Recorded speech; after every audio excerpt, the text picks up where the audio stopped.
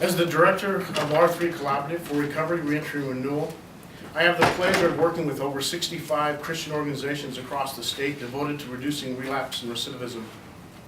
Among our members, it's reported that one of the greatest barriers to successful reentry, surprisingly not, is employment. The scarlet letter of a felony conviction is worn as a disqualifier for employment, housing, and other services needed for restoration, and robs those that are hungry for change and forgiveness of the very hope that change is possible.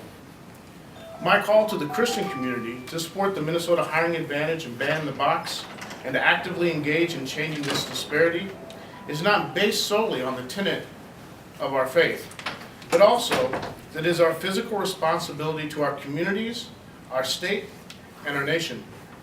When we as Christian leaders and businessmen make hiring decisions and blanket declarations that a felony conviction bars us or a person from employment and housing, we have forgotten to look into the mirror and recall that all of us have needed a second chance and all stand in need of forgiveness and at least the possibility of restoration.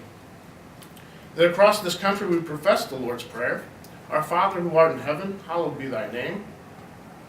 Yet we forget in the following passage it says, "Forgive and our Father in heaven will forgive.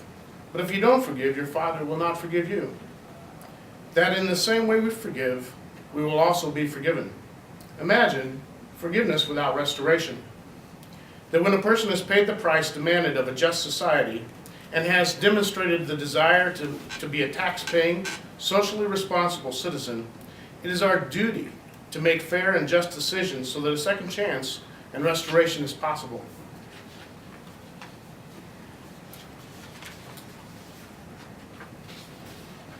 It is also our fiscal responsibility to examine all the ways that we might reduce recidivism. The ability to find and compete for employment directly affects recidivism. Our hiring practices and laws directly affect that ability. The ability to complete and compete fairly for a job based on skills, qualifications, and motivation is eliminated the moment the applicant checks the felony box of an application. It is estimated that the average cost for incarceration in our city, county, and state facilities is $40,000 per inmate annually. That does not include the additional costs of their families that might be on welfare rolls of our county and the loss of taxable income if they have not been working.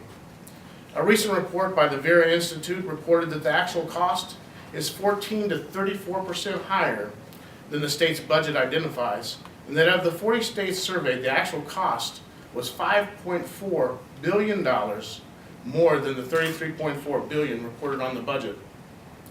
If we conservatively used a cost figure of $60,000 per year, and in the fiscal year of 2011, the Department of Corrections reported that 2,528 felons were returned to state prison, that is a cost of $151,680,000 per year. Multiply that by an average Minnesota sentence of 8 years, that's a taxpayer cost of $1.213 billion in the course of 8 years. The fact that just supporting the change of direction of one of these lives is a societal right thing to do, it is also the fiscal responsible thing to do as well. To reduce recidivism by promoting fair hiring practices alone could easily reduce recidivism statewide and help to relieve a very stretched and strained state budget.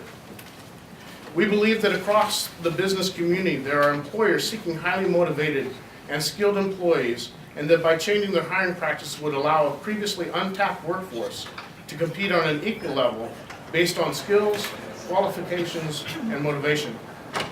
I believe in it so much that we launched Next Step Staffing, a social business that supports felons and surrounds them with community resources and accountability and represents them in the job market as a hiring solution for businesses. My call to the Christian community is simple. If you believe in forgiveness, restoration, and that we all need a second chance, let your business and professional policies reflect it. If you are an employer and would consider hiring someone that's motivated, surrounded with resources, and held accountable, give me a call. I'd love to introduce you to some great individuals deserving of a second chance. This is my passion because I also stood in need of a second chance.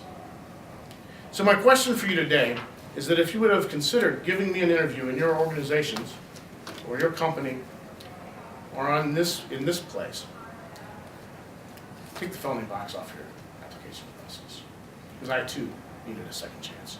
Thank you, and God bless.